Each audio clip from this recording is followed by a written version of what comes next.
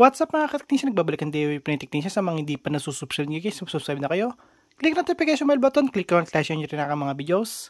So ngayon guys, mag-review tayo ng amplifier module.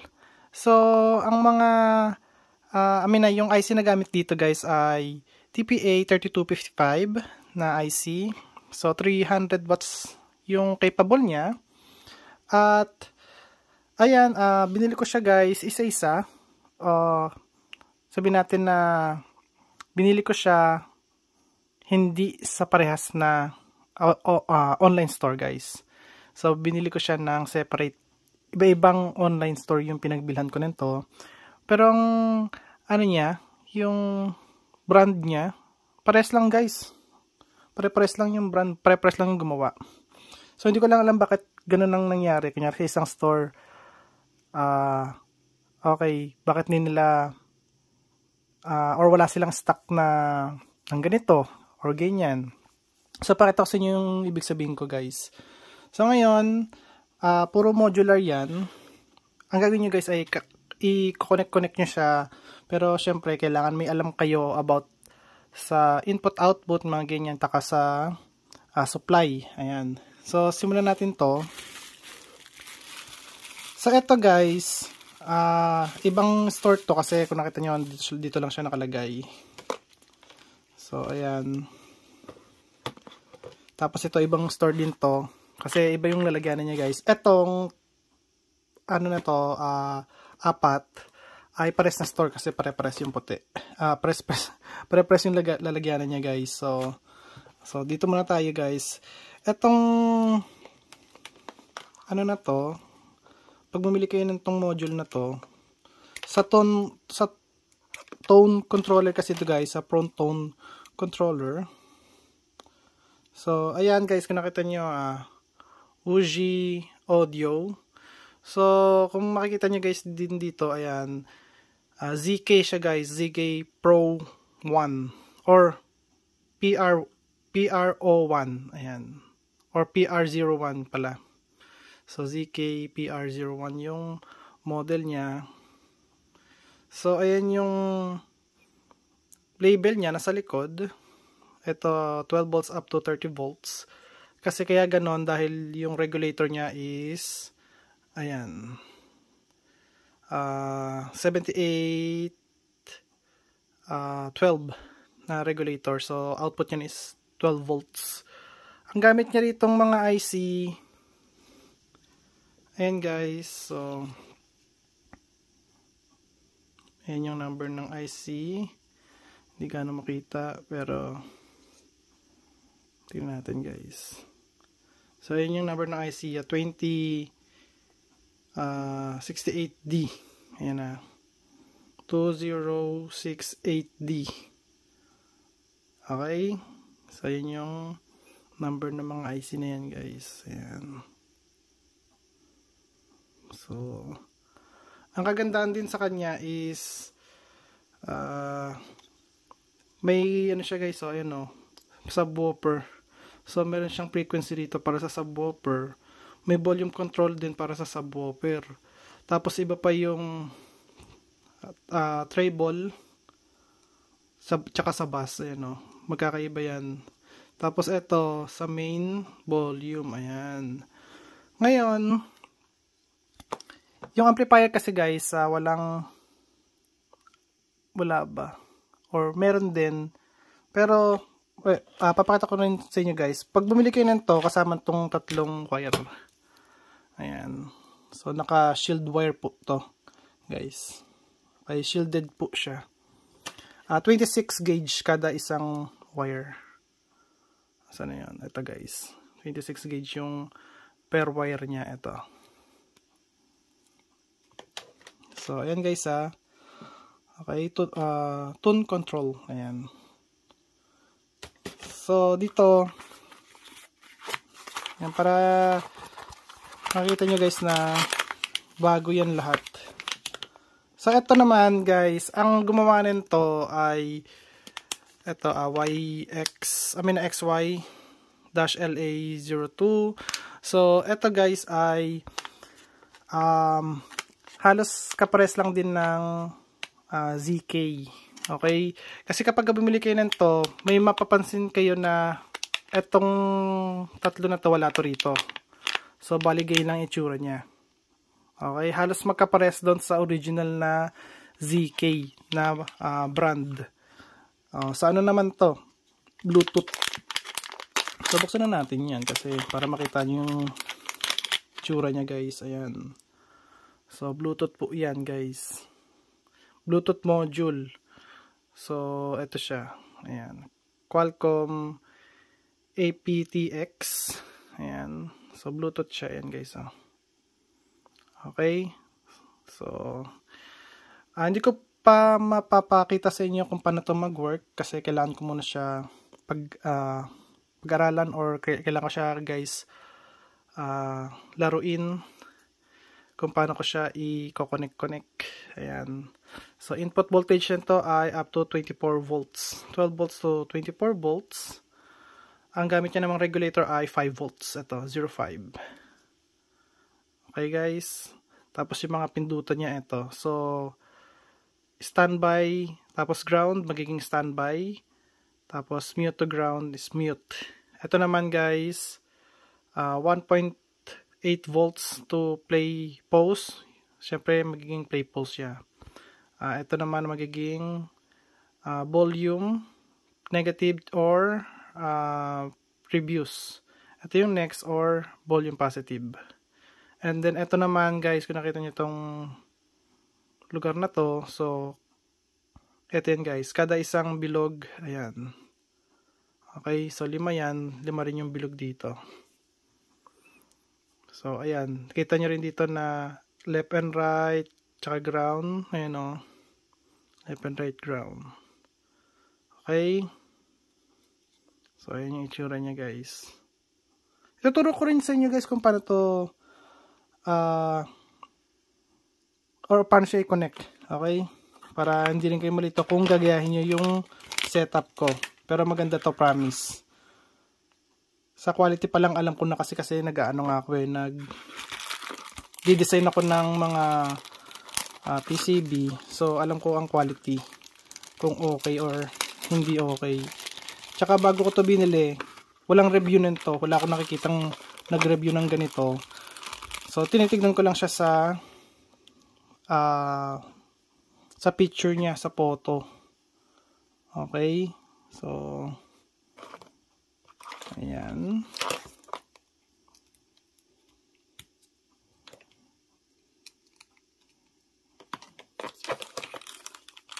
Tapos, ito naman, dito yan eh.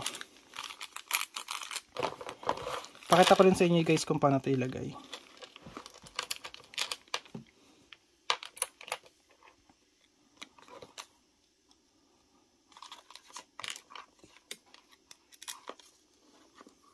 So, ito para dito. Parang ano lang siya, magiging cover lang sa taas.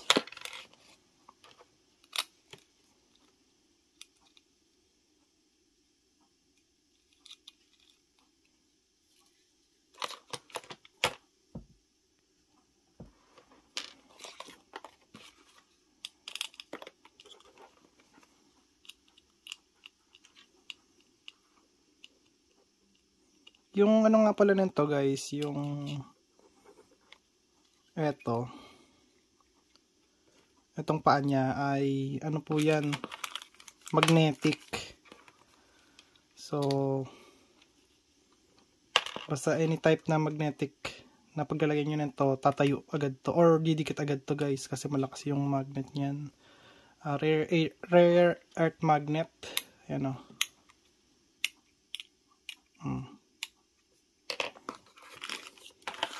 Eto, guys, dito yan. So, alisin nyo lang yung eto nya. Depende rin, guys, kung bibili kayo ng kasama na yung ganito. Pero sa akin kasi gusto ko kompleto para magandang tignan eh. Magagastos ka na rin naman, di gastusin mo na kung ano yung pagagastosan mo.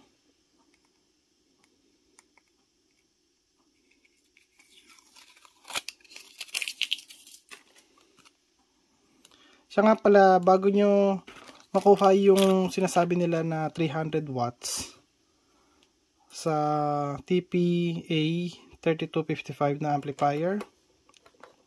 Bago nyo makuha yun, kailangan nyo guys mataas yung voltage. 48 volts. Tapos 10 amps.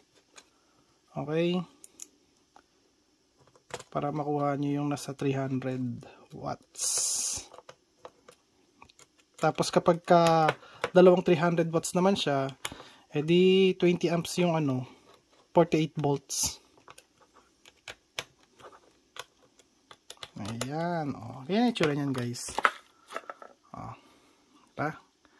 Ganda tignan. Malinis. So, nakagain man yan sa labas ng nasa siyempre nasa loob ng bahay nyo. So, nakagain man yan walang case. So, pagka nadudumihan, ito lang yung madudumihan. Hindi madudumihan agad yung loob. Except kung pumasok yung loob siya. Pumasok yung dumi sa loob. So, ayan. Next natin ito guys. Kasi natin to. So, ito naman ay, sa naman to? Sa mic section naman to. So, ito yung mic module niya. So, microphone amplifier board. Karaoke reverb guys. Reverberation board. Diba? Tingnan nyo to guys. ZK amp. So, ZK to. Ayan So, Fuji audio. Ayan. Pagka may selection nito guys para sa amplifier. Hindi kasama tong mga accessories. Huwag kayong papayag. Kailangan kompletuhin nyo na yung mga accessories. Kasi kapag hindi nyo kinumpleto yan, kulang-kulang. Hindi nyo maayos yan, hindi nyo mabubuo. So, i-kompleto nyo na. So, kompleto na to. May kasama ng wire, may kasama ng kasi kung nakita nyo, hiwa-hiwalay sila So, sa input yan, diba? Input ng mic. Sa mga dito na lang yan. Nilalagay ko na kasi ito pag bago assemblein para diba, hindi siya mawala. Kasi nga, inalis na natin sa plastic niya. So, para hindi mawala, ilagay na natin. Tsaka na lang natin guys tanggalin. Kulang. Okay lang. Kung kulang. Okay lang. Ay, hindi. Hindi pala kulang. Sakto pala. Oops. Okay, sakto. Ito para dito. Ito para dito. Oops. Nahulog pa.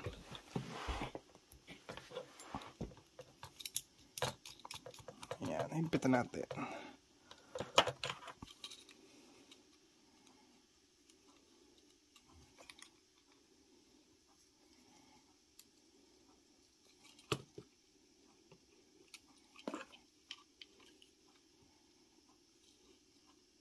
So, ayan guys. Sana maganda yung quality ng natin. Ng potentiometer. Kasi kung di maganda yung quality ng potentiometer, magkakaroon ng depekto yung sound. Magkakaroon ng ibang tunog. Yan. Diba? Okay na muna yan. Tapos ito, mic in. Ayun guys, may nakasulat. So, ayan, kung nakita nyo, burado yung IC. Burado. So, hindi natin malalaman kung ano yung ano na ito guys, yung IC rito. Pero syempre sa mga talagang batikan na, malalaman nila kung ano yung nakalagay dyan. Kasi sa reverberation guys So, alam nila kung ano yung nakalagay dyan. Tapos yung ibang IC, ayan.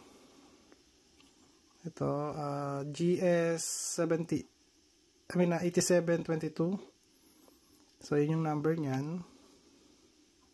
Dito sa kabila, ganoon din ata dito sa kabila. Focus. Yep, GS8722. So, ito lang hindi natin alam. Okay? So, regulator 5 volts. DC 8 volts to 26 volts.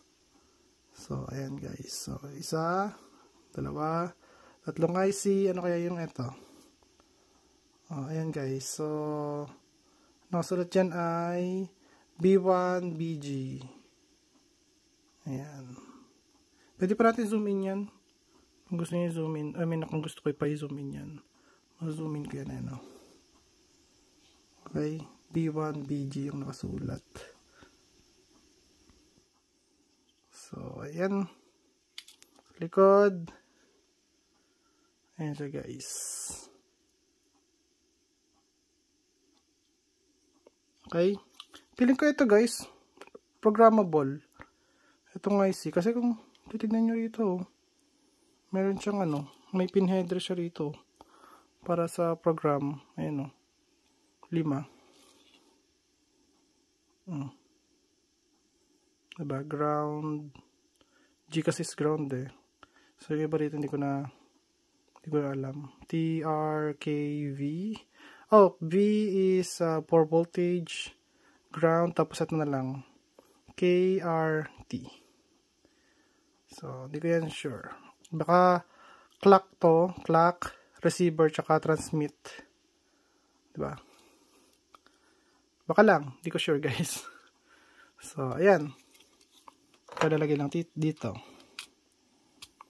Tapos may nakasulat naman dyan. Ayan So audio out. Ayan. Oops. Tapos ito audio in. Ayan. So yung mga to, ipagdidikit-dikit ko yan dun sa mga controller, tsaka sa Bluetooth. Ito guys. So itong dalawa na to, magkapares lang to guys. So ayan, ano maganda? Hindi, ayan. Para makita nyo parehas. So ZK pa rin siya na 3002 or 302. 302 syempre. So 300 watts. 2 means 2 times yung 300 watts. Okay, so dalawang IC yung nakalagay dito. Amplifier na mismo to guys. Ayan. So amplifier niya. Ayan guys, sa TP3255. So, nakita nyo, ayan yung manual niya. Tapos kung nakita nyo guys, so pwede siya i-bridge. So, basta i-on nyo lang yung number 1. Ayan, on position.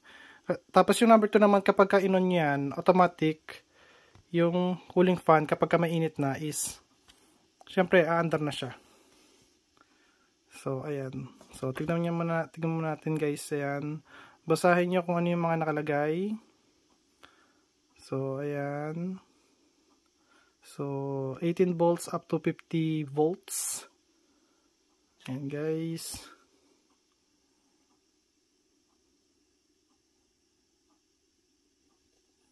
So, ayan, kung nakikita nyo up to 600 watts pagka inano nyo, biniridge nyo siya guys. Kasi kapag kada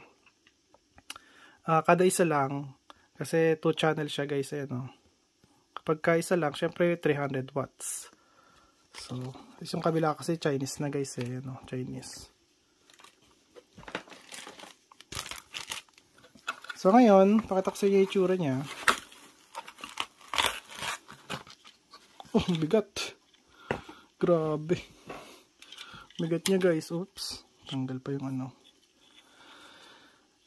eto. So, input. Ayan, 18 volts up to 50 volts. Okay, ako nang bahala kung ano yung ilalagay ko ritong power supply. Kasi, kung may available lang silang power supply para dito rin sa kanya tuloy sa sa amplifier niya. Bibilin ko sana yon. Kaso, wala. Hinahanap ko siya guys ng matagal. Wala. Tsaka ito guys, kung nakita nyo, meron nakasulat dito na pang program to eh. May IC yan dito. Ayan o, may IC nga yun o. So, paprogram yung IC na yun para gumana to ng maayos. Okay? So, hindi basta-basta to makukopya. Okay? Tsaka wala na akong balak kopyahin yung ganito. Kasi, tag dito. Syempre, yung nag-design nito pinaghirapan niya i-design to. Tulad ko. So, kung ako nag-design nito, tapos magkakopya sa akin, edi, syempre, ano yan guys, konsensya mo na yun. So, ayan. So, yung mga IC niya, ayan guys. Ayan. So, ayan yung number 2006 2068 P012L. Tapos yung isa naman ito, M62420. Okay? Hindi na siya nagpo-focus na mabuti. Ayan. So, zoomin pa natin yan kung gusto nyo. Ayan guys, para kitang-kita nyo. Okay? Atin natin yung regulator. Ayan guys, ayan o. Yan ang kanyang regulator. So, 75, 50. Ayan. So, dito naman, pares yung, ano yan, no? Ito, B1, ay hindi, B1, ano pala to? B1 TK. Gusto na nga natin. Kasi hindi kita. So, B1 TK yung transistor. Ito. Pero hindi ako sure kung transistor to kasi U5 yung nakasulat. So, parang IC na rin siya. Or regulator. Ayan. Tignan natin yung loob nito, no?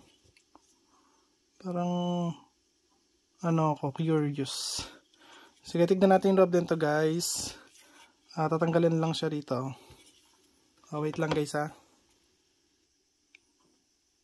So, ito, guys, sabay-sabay tayong makakakita nito.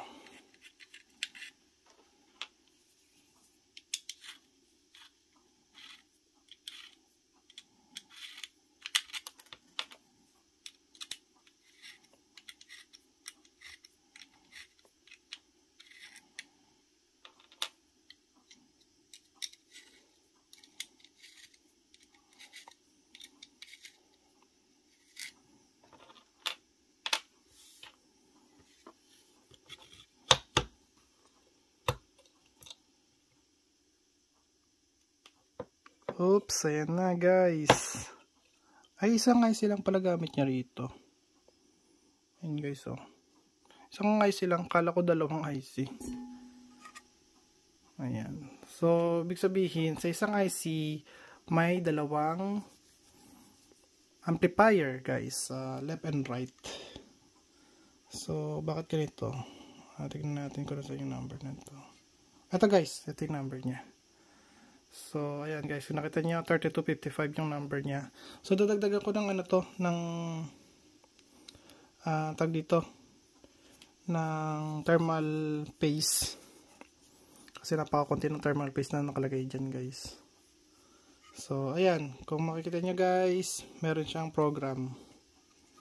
Ayan, ang pangalan ng ng IC niya. So, screenshot nyo na lang guys. Kayo na maghanap ng IC niyan. Okay. Tapos yung iba, ayan. Ayan guys. So dito meron transistor or MOSFET to guys. Ito yung buck converter. So ayan guys. Okay na, okay. Gain control guys. Parang volume na rin siguro yan. Hindi, gain niya eh. So, ayan. So, ayan guys. Ito lang yung tataas ko yung number 2. Ayan. So, okay na okay siya guys. Kasi yung gamit ko dito yung capacitor. Solid capacitor to guys. So, konti lang yung component niya, pero marami yung mga ano rito. Siguro mga off amp yan guys. So, ayan. Tapos dito meron tayong dalawang inductor. Ayan. 4 na capacitor sa output. Tapos ito naman, capacitor din to guys. Ito. Yan. X capacitor. Ayan. So, okay na okay guys. Explanation pa yan, no? Okay. Okay yan guys. Okay na okay ito. So, lagay ko muna yan dito. Kaka ko na lang ito ikabit. Ayan. So, ako na lang ikabit yun mamaya.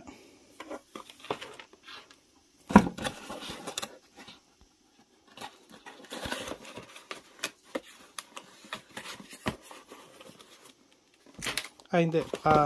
Ito kasi guys, sabi nyo baka hindi magkapares lang yan.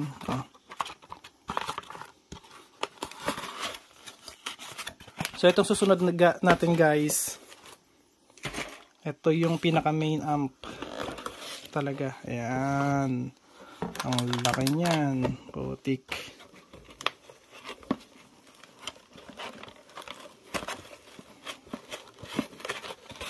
Ayan, grabe, ang laki oh. Nice. So, ayan guys, sila pa rin yung gumawa. Ayan. So, ZK pa rin siya guys, na model. So, ito yung model number niyan. Mga accessories, salisin natin to. So, salisin na natin to rito.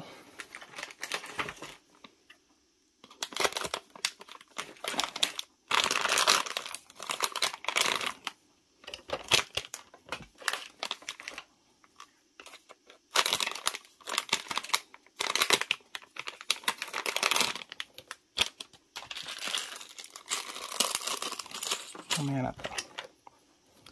So, ito guys, meron siyang main volume. Yung main volume niya guys ay mayroong pindutan guys mismo. Ayan o. So, hindi ko pa sure kung paano mag-work to guys.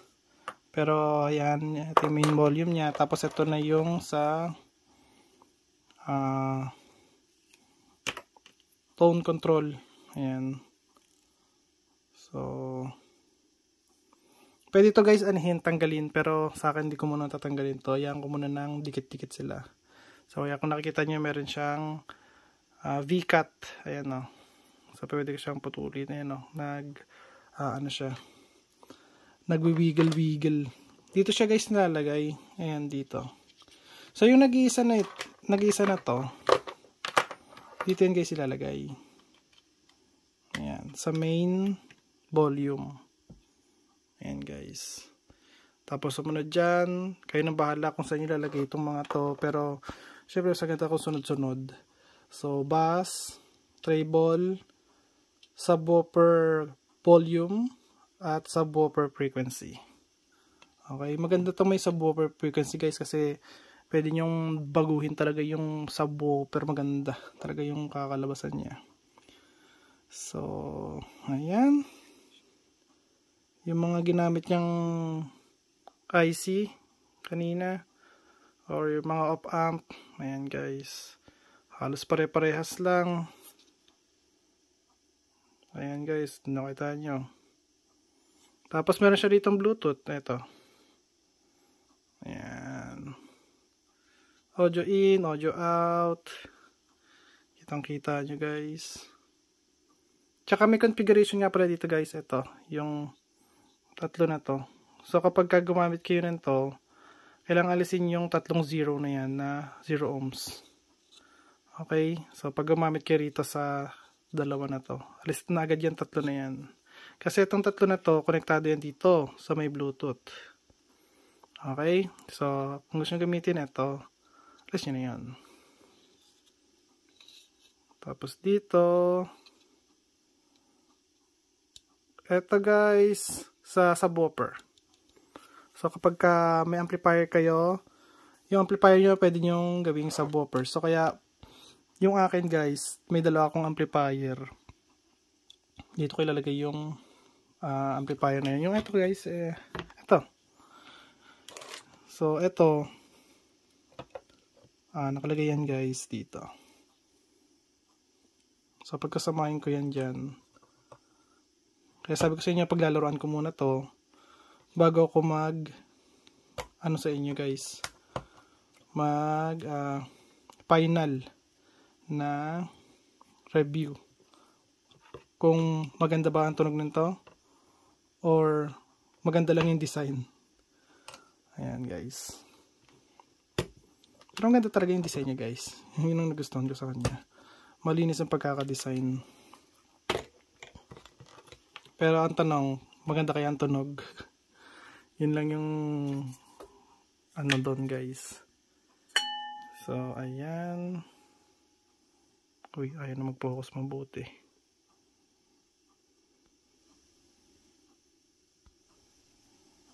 Ayan guys, siguro natin to. Anong IC to?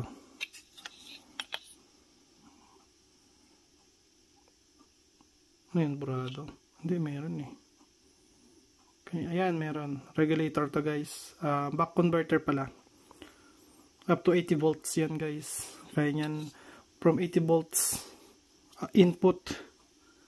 So gagawin niya yun up to 20 volts output. Depende guys kung gusto niyo baguhin, kung gusto niyo gawin 12 volts, 5 volts. 400 milliamps po yung maximum nitong IC na yan. Kasi guys, gumagamit ako ng ganyang IC. So, eto guys, ano kaya to? Programmable din kaya to? Wala akong nakikitang Ay, buksan natin yung yung pinaka niya guys, heatsink. Kuha lang ako pang bukas guys, wait lang.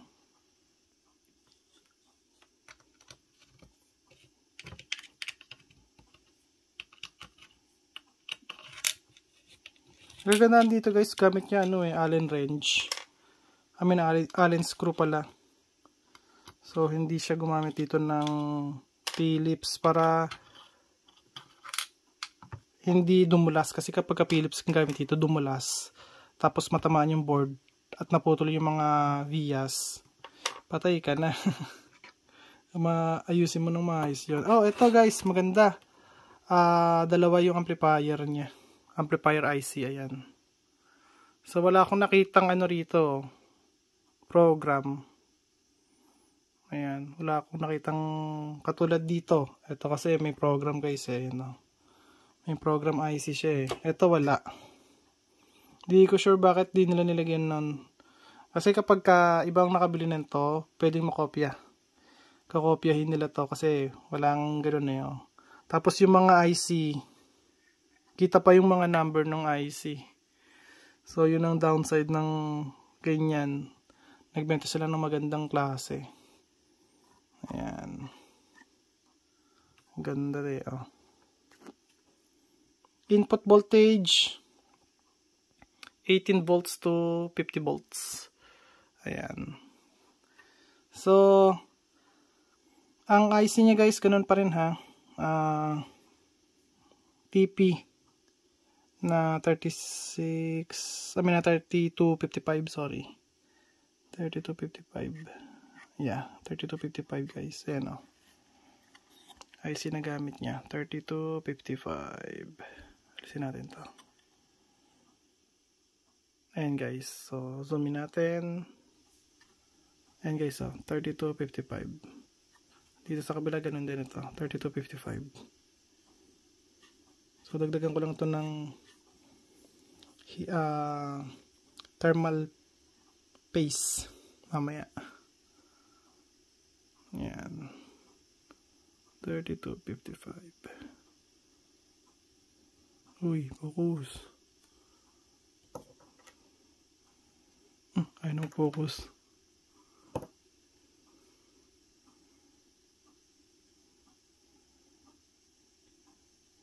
Ayan guys, focus na siya. So, regulator natin ay 0.5. 5 volts regulator. Ayan. So, ayan guys. At, i-ano ko na lang kayo guys, i-update ko talaga kayo kapag maganda yung sound nito. Tsaka, yung voltage niya, kung ano yung pinakamagandang voltage input para dito guys. Ayan. So, ayan. Para nakita nyo rin guys. So, right, left speaker, tapos subwoofer speaker. Tapos power to guys. Kung hindi nyo gagamitin tong barrel jack port, pwede nyo gamitin tong black terminal. Ayan. Okay, wag kayo magkakamali dyan. Hindi nyo pa pwedeng baliktarin to. Kasi pag binaliktad nyo to, puputok tong Zener diode na to guys. Yung yung GFZ na Zener diode. Putok agad yan guys. Tapos pag pumutok yan, hindi kinaya. Di yung IC sira, sigurado. Tsaka itong mga to. Magpuputukan yan. So, wag kayong magkakamali ng input. Okay? So, ayan lang guys. At mahaba na pala ang video natin. 32, magta-37 pala, sorry. Magta-37 na minutes, hindi 32 minutes. 36 pala ngayon. So, 37 minutes. So, sana nagustuhan nyo guys yung video ko. Kasi kung nakita nyo, napakadaming module na pinakita ko sa inyo. Kaya humaba yung video natin. Kesa, ano ko siya ng paisa-isa. Video ko siya ng paisa-isa. So, mas maganda isang videohan na lang guys. At yun lang guys. At kung gusto nyo yung video ko, huwag kalimutan mag-like, share, subscribe. Click na notification bell button. Click nyo all guys. Bye. Peace.